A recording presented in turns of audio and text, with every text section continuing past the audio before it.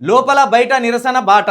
రాష్ట్రంలో యూరియా కొరతపై చర్చించాలని పట్టుబడుతూ శుక్రవారం శాసనసభలో ప్లకార్డులు ప్రదర్శిస్తూ బీఆర్ఎస్ సభ్యులు ఇలా ఆందోళనకు దిగారు.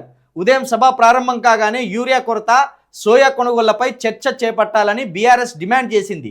దీనిపై బీఆర్ఎస్ ఇచ్చిన వాయిదా తీర్మానాలను అటు అసెంబ్లీ స్పీకర్, ఇటు మండలి చైర్మన్ తిరస్కరించారు. అసలు బీఆర్ఎస్ ఏ ప్రశ్నలు ఏమనెత్తినా కూడా వాళ్ళ మైక్ కట్ చేస్తారు. బీఆర్ఎస్ ఏ అంశాన్ని ప్రస్తావిద్దాం అని చూసినా కూడా వాళ్ళ మైక్ కట్ చేయడమో, వాళ్ళకి అవకాశం ఇవ్వకపోవడమో నిన్న అసెంబ్లీలో జరిగింది. దీంతో వాళ్ళు ఏం చేసిండ్రు, ముఖ్యమంత్రి ఏం మాట్లాడినా అడ్డు చెప్పకుండా విపక్షానికి మాట్లాడే అవకాశం ఇవ్వకుండా స్పీకర్ వ్యవహరిస్తున్నారని బీఆర్ఎస్ మండిపడింది. తాము పలు అంశాలను లేవనెత్తేందుకు ప్రయత్నించగా పదే పదే మైక్ కట్ చేయడాన్ని తప్పుపట్టింది. సభలో అప్రజాస్వామిక ధోరణిని నిరసిస్తూ ఈ సెషన్ మొత్తాన్ని అసెంబ్లీ సమావేశాలను బీఆర్ఎస్ ఎమ్మెల్యేలు బైకాట్ చేశారు. అనంతరం గన్ పార్క్ వద్ద అధికార పక్షం తీరుపై నిరసనకు దిగారు. నిజమే, అసెంబ్లీలో అధికార పక్షాన్ని ఎండగట్టాలని మస్తు ప్రిపేర్ అయిపోయింది, వీళ్ళు అద్భుతంగా ప్రిపేర్ అయిపోయింది.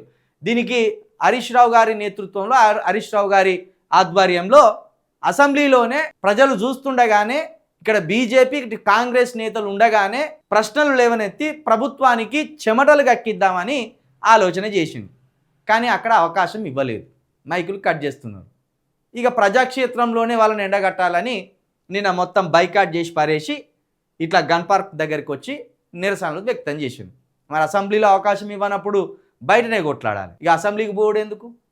కాబట్టి అసెంబ్లీ సమావేశాలు జరిగేటన్ని రోజులు ఈ సెషన్కి పోకుండా ప్రజల మధ్యనే ఈ అధికార పక్షం యొక్క దుర్మార్గాన్ని, వాళ్ళ విధానాలను ఎండగట్టాలని వాళ్ళు నిర్ణయించుకున్నారు, బైకాట్ చేసి పారేసింది.